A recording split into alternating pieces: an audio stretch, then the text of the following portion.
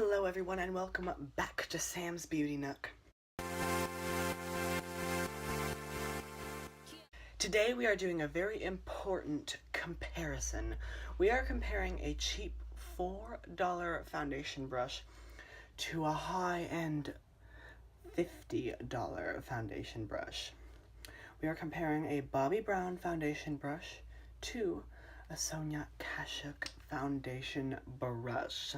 So I know that a lot of people have the cheap drugstore brushes and they're like, should I upgrade? Like, is it worth it for me to go all the way to get the really high-end brands? Today I'm going to spill the tea on that matter. Oh, I also am going to go ahead and do my eye look before I start packing my face with the foundation brushes. So without further ado, let's get going. I'm going to be testing the weight, the specific feel of the bristles, and how it packs foundation onto my face, how it beats it. Now we're going to start with the Bobbi Brown brush. It's not very heavy for a high-end brand. I would like the brushes of a high-end brand to feel heavy, high-end, made of materials that are valuable.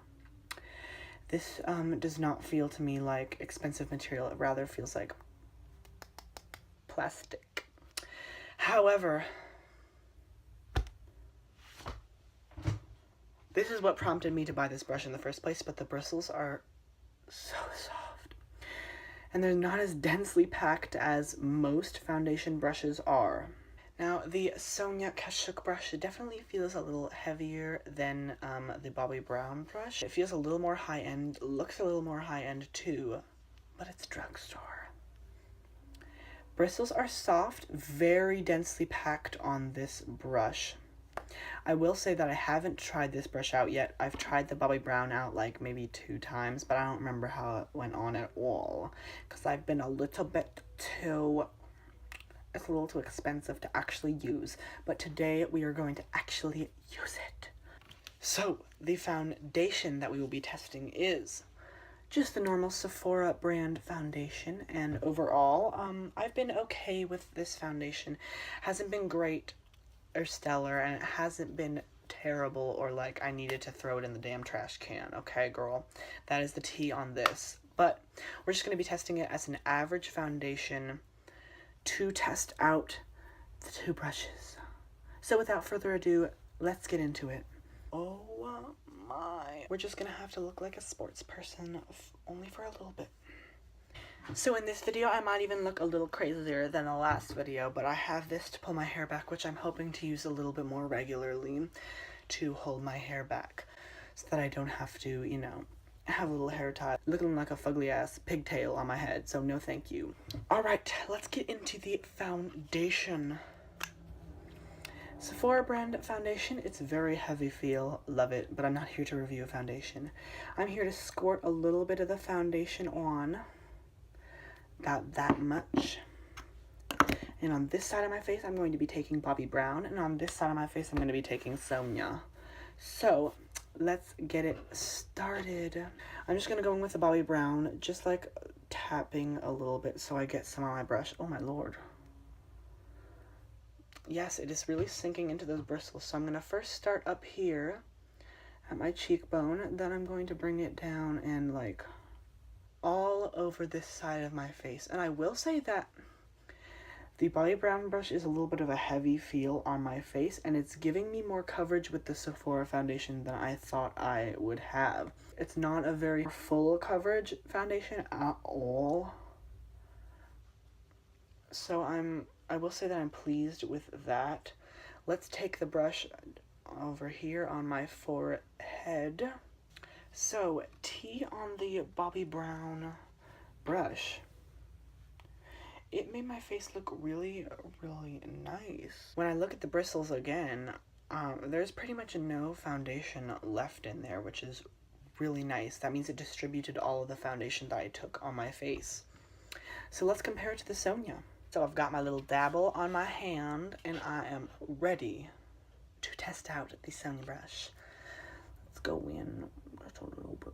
Oh my lord. It really sinks into the bristles. So let's do what I did with the other foundation. With the other brush, excuse me, and go in